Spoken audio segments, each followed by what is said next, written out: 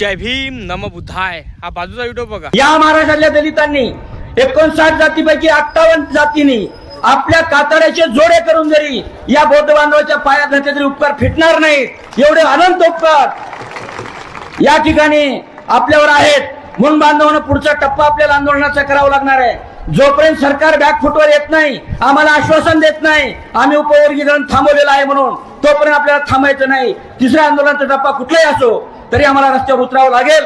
एवढं बघितला चर्मकार समाजाचे आंबेडकरी नेते, त्यांना बाबासाहेबांचं योगदान कळलं, हा बौद्धांचं योगदान कळलं, विचार करा। आणि मातंग समाजातील काही बावळट लोकांना कळलं नाही ह्या गोष्टी। जे मातंग समाजातील आंबेडकरी चळवळीतले माझा मातंग समाज आहे त्यांना कळला। हा व्हिडिओ मातंग समाजासाठी नाही आहे की जे RSSचे दलाल आहे त्यांच्यासाठी हा व्हिडिओ आहे। कारण आम्ही आमच्या आंबेडकरी मातंग समाजाला काहीच बोलत नाही। आणि काही आहे मातंग समाजात स्वतःला वज्रमुडीत हिंदुत्व आहे म्हणतात, तर त्यांना माझं एकच म्हणणं आहे, बघा चर्मकार भाऊ हा बाबासाहेबाला मानतो, वैचारिक दृष्टिकोनानं मानतो, पण माझं मत एकच आहे की तुम्ही स्वतःला हिंदू म्हणताना, तुम्ही स्वतःला हिंदू म्हणताना तर मग तुम्हाला तुमच्यावर हिंदूच लोक तुमच्यावर अत्याचार का करते ते सांगा मला। तुम्ही त्यांना सांगितलं नाही काय की आम्ही कट्टर हिंदू मातंग आहे म्हणून? त्यांना सांगायला पाहिजे तुम्ही का आम्ही तुमचेच वंशज आहोत, आम्ही हिंदू आहोत, असं तुम्ही सांगायला पाहिजे त्यांना।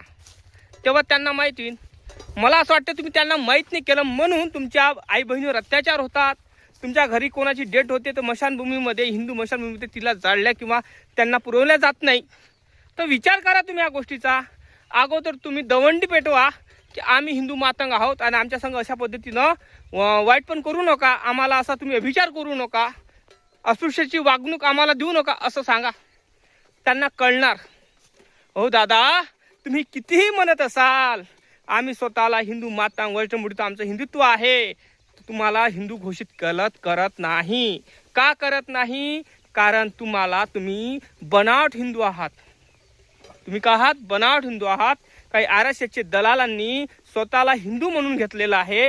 का? कारण RSSचे दलाल हे मातंग समाजातील काहीतरी नेते आहे, कितीतरी आहे, 5-6 नग आहे, ते समाजामध्ये तेढ निर्माणाचं काम करून राहिलेले आहे, जातीवाद करण्याचं काम करून राहिले आहे आणि विष घालण्याचं काम करून राहिलेले आहे।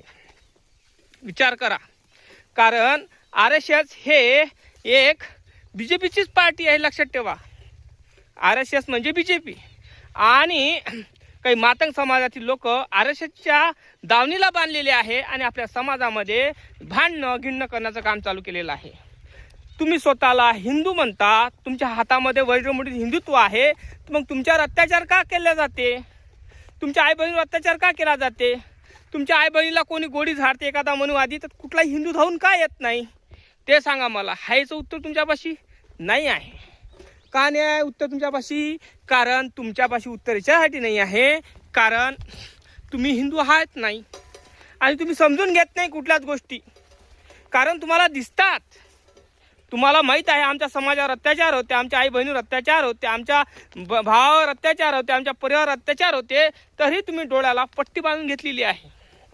जोपर्यंत तुमच्या डोळ्यावरची पट्टी पडणार नाही आणि निघणार नाही तोपर्यंत तुम्हाला खरं काय हे दिसणार नाही। अरे भावांनो, तुम्हाला एकच सांगायचं आहे मला, जेव्हा तुम्ही दुःखात येत राहतात, जेव्हा तुम्हाला प्रॉब्लेममध्ये येतात कुठल्या, तेव्हा हा बौद्ध बांधव धावून पडतो। जे 59 जातीमध्ये जे बाबासाहेब आंबेडकरांनी आपल्याला आरक्षण दिलेलं आहे, आरक्षणाच्या चौकटीत आपल्याला बांधलेलं आहे, तर तुम्हाला वाटत नाही का रे की आपण गुन्हा गोविंदानं राहिलो पाहिजे?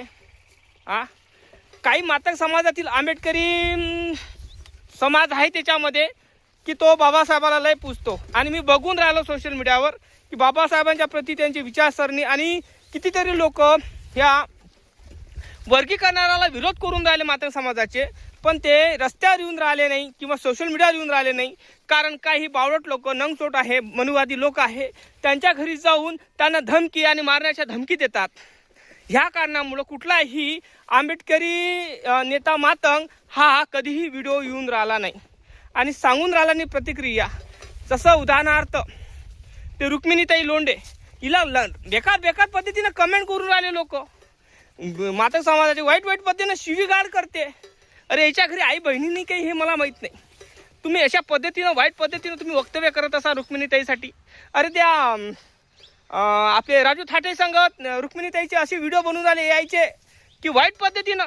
अरे तुम्हाला लाजा वाटत नाही का रे? तो माणूस त्या ताईला बहीण मानतो आणि तुम्ही ह्या पद्धतीनं तुम्ही त्या महिलेला तुम्ही व्यभिचारानं वाईट पद्धतीनं व्हिडिओ बनवून तुम्ही काय साबित करून राहिले की ही बाई खराब आहे? अरे ही बाई खराब नाही, तुमची सोच खराब आहे. ती महिला आंबेडकरी चळवळीतली एक महिला आहे आणि बुद्ध पुले शाहू आंबेडकरांना मानणारी एक महिला आहे. तिची प्रतिक्रिया मांडण्याचा अधिकार बाबासाहेब आंबेडकरांच्या संविधानाने दिलेला आहे. आणि भाडखाऊ लोकांना तुम्ही कोण आहात बे? तिला अडवणारे लालबोट लावणारे कोण आहात तुम्ही? हे माझं मत आहे. कारण आजकाल असं पाहून राहिलं सोशल मीडियावर, ज्या रुक्मिणीताई आहे आंबेडकरी मातंग समाजाच्या, त्यांना वाईट सुलट बोलून राहिले लोक. आणि माझं एकच म्हणणं आहे की ती स्वतःला आंबेडकरी चळवळीतली एक महिला समजते, बाबासाहेबाचं लेकरू समजते, तर समजू दे ना. अरे तुम्हाला का तुमच्या गांडीला का बुलाला आग लागते? हे माझं मत आहे. आणि स्वतःला तुम्ही हिंदू म्हणता ना, मग जा ना. जे हिंदूच लोक तुमच्या ढुंगणावर लाता मारते, हिंदूच लोक तुमच्या ढुंगणावर काळ्या मारते, तुम्हाला मंदिरात प्रवेश नाही आहे आणि स्वतःला म्हणता तुम्ही हिंदू आहात. अरे कोणीही आपल्या प्रती, मी तुम्हाला ते सांगतो, कोणीही आपल्या प्रती कुठलाही हिंदू असेल ना, तो तुम्हाला हिंदू मानत नाही. तर तुम्ही स्वतःला हिंदू, कट्टर हिंदू मातंग म्हणत असाल, पण बनावट आहात तुम्ही, दुसरे काहीच नाही. हे माझं सांगायचं उद्दिष्ट आहे. तुम्ही स्वतःला कट्टर हिंदू म्हणतात, मग तुमच्यावर अत्याचार का केला जाते? तुमच्या आई बहिणीवर अत्याचार का केला जाते? काही प्रॉब्लेम झाला तुम्ही कोणीचा हिंदू का धावून येत नाही? अरे बाबासाहेबाचे लेकर धावून येते. आतापर्यंत जेवढ्या घटना घडल्या महाराष्ट्रात, आतापर्यंत जेवढ्याही घटना घडल्या मातंग समाजावर, कोणीही धावून गेलं नाही आतापर्यंत. गेलं का आतापर्यंत कोणी धावून नाही ना? मग तुम्ही कुठला हिंदू धावून गेला नाही, हिंदू भाऊ धावून गेले, कुठली संघटना धावून गेली नाही. जाते धावून कोण? बाबासाहेबाची लेकरं. का जाते? कारण त्यांना माहीत आहे कोणाही वर अत्याचार होत असेल तर आपला भाऊ आहे, हा भटकलेला आहे, वाईट रस्त्यावर चाललेला आहे, त्याला वाचवणं आपलं काम आहे असं त्यांना वाटते. म्हणून तर भावांना सुधरा जरा. माझ्या भावांना एकच सांगायचं आहे की लोकांच्या मनाप्रमाणे तुम्ही वागू नका, वादविवाद घालू नका. कळलं काय? वादविवाद घालत असाल तर तुम्हाला येणारी जी पुढची पिढी आहे तुम्हाला कधीही माफ करणार नाही. कारण तुम्ही जे बाबासाहेबांना दिलेलं आरक्षण आहे त्याचं तर वर्गीकरण करूनच राहिले, तोडफोड करूनच राहिले, पण मजबूरन तुम्ही त्या संविधानाला पण इजा देऊन राहिलेले आहे. एक दिवस असा येणार, गांडीला फळान गळ्यात मडकं राहणार आणि हे दिवस लवकर येणार आणि ते तुम्ही आणणार, लक्षात ठेवा.